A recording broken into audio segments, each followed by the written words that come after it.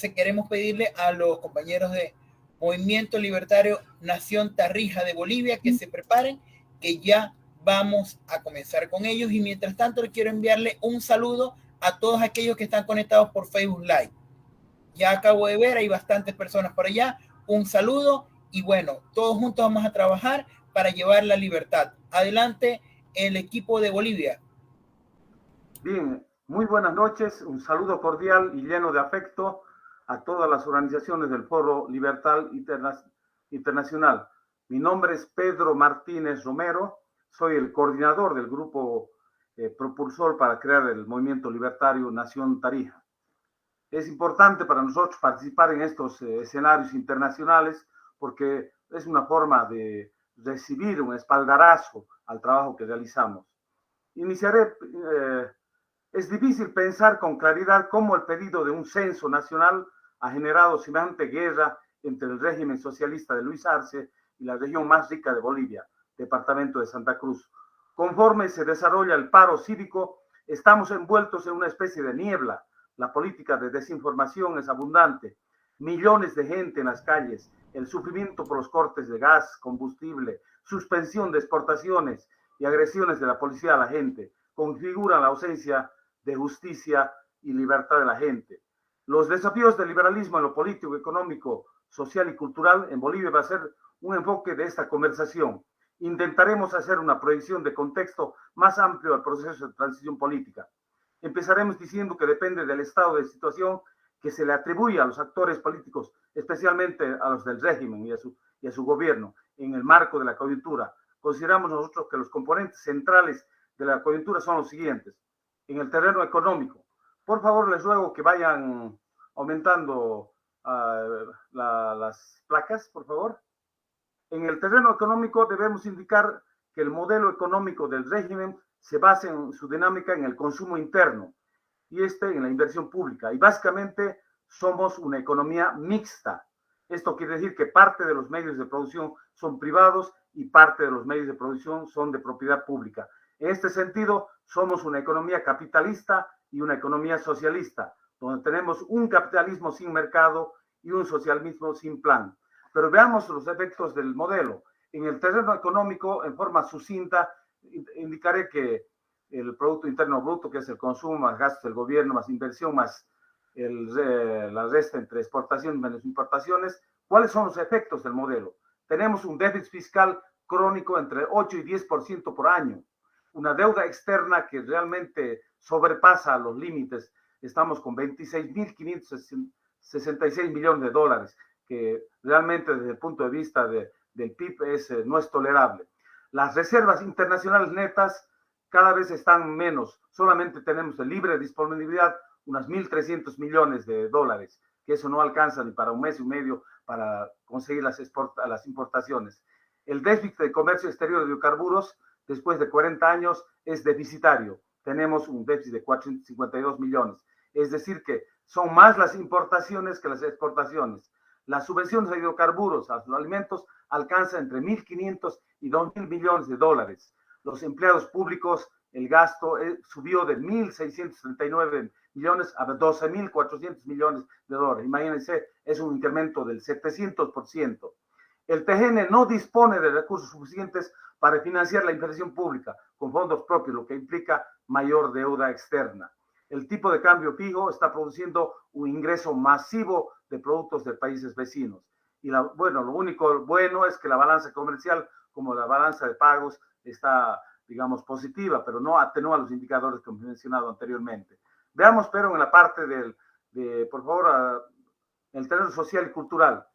Más del 80% de la gente está en el sector informal. El 71% de las poblaciones rurales se encuentran en condiciones de pobreza extrema y moderada, lo mismo que el 38% de las ciudades. La narrativa de ser representantes de los pueblos indígenas y poblaciones rurales realmente es una fantasía. Los servicios de educación y salud son bajos en atención. Según la encuesta de hogares, existe cerca de 3 millones de personas que solo acceden, es decir, el 64% no tiene acceso de agua potable y alcantarillado. Persiste el adoctrinamiento y la política del odio y resentimiento, y la política del indigenismo prevalece provocando racismo y discriminación. Por favor, el siguiente. En la parte política, tenemos una crisis de la justicia y su criminalización de los líderes que están en la palestra. El narcotráfico realmente nos carcome en este momento. Tenemos un incremento de la producción de hoja de coca de 17.000 toneladas a 29.000 toneladas. El 90% de esta producción es dirigida a la producción de droga. Las tensiones y conflictos internos del régimen son cada vez más visibles y van aumentando en intensidad. Eso hace que pierda credibilidad del gobierno. La polarización política persiste, agravada por la decisión de realizar un censo en el 2024 para continuar con la narrativa del golpe de Estado. Los partidos políticos de oposición prácticamente no existen o son funcionales al régimen. Por favor, el siguiente. ¿Cuáles son los desafíos liberales de Bolivia? Primero, ¿por qué razón? ¿Por qué nosotros queremos que haya un cambio en Bolivia, en la parte liberal? El primer desafío, el primer factor es la creación de un partido nacional que considere el abanico de personas, grupos, organizaciones, plataformas, organizaciones políticas, movimientos y sectores sociales que cuestionan las políticas del régimen, destacando entre ellas los 4 componentes. Hay que indicar que estamos en una época de dialécticas, blanco-negro, izquierda-derecha. Tenemos que buscar el punto medio. Hay 4 grupos importantes que deberían ser parte de un partido nacional. Los grupos de izquierda moderada y centro-izquierda, la corriente socialdemócrata, los movimientos liberales ascendentes que tenemos actualmente y los grupos medioambientales con inserción de jóvenes. Ese es el primer desafío que tenemos nosotros como partido libertario en Bolivia. El segundo desafío, por favor. El segundo factor es tomar el poder. Tenemos que tener una plataforma programática clara, integral y viable, alejada de los diferentes dogmatismos doctrinales, porque hoy en nuestro país, ustedes saben, como les mencioné, hay 4 grandes componentes que entre ellos tienen, sin duda alguna, diferencias teórico-doctrinales. Debe basarse y responder a una organización política nacional sólida, capaz de impulsar una candidatura y viabilizar la gestión de gobierno, contar con equipos técnicos, especializados y multidisciplinarios en los diferentes campos y actuar bajo un liderazgo claro que puede ser individual o colectivo o una combinación de ambos y no solo contar con una figura individual, es decir, dejar a un lado el caudillismo. El desafío número 3, cambiar la Constitución. Una vez de haber tomado el poder y haber conseguido mayoría en la Asamblea Departamental, la Asamblea Nacional, los consejos municipales, la tarea principal es llamar a una asamblea constituyente para cambiar la constitución social de mercado que tenemos actualmente por una constitución de Estado de Derecho, de tal manera que podamos retomemos de nuevo la República y tengamos una independencia de los poderes y mayores libertades en la parte económica, política y social. El desafío cuarto, por favor. El cuarto deber es no ser antisistema ni anticonstitución. Es decir, nosotros que en Bolivia pensamos que no podemos estar en los extremos, no podemos estar en las izquierdas radicales ni en las extremas derechas, porque eso no es la realidad. Nosotros tenemos que ser optimistas, pero fundamentalmente tenemos que ser realistas. Se debe tener un plan de gobierno inspirado en una declaración de principios que tenga la nueva organización de los nuevos equipos que compartan ideas e imaginarios comunes y no solo un líder rodeado de amigos que administra el país. Para ello, no podemos estar con radicalismos ni extremismos. Debemos buscar el punto medio de unificación y crear un nuevo paradigma. Desafío número 5, la economía.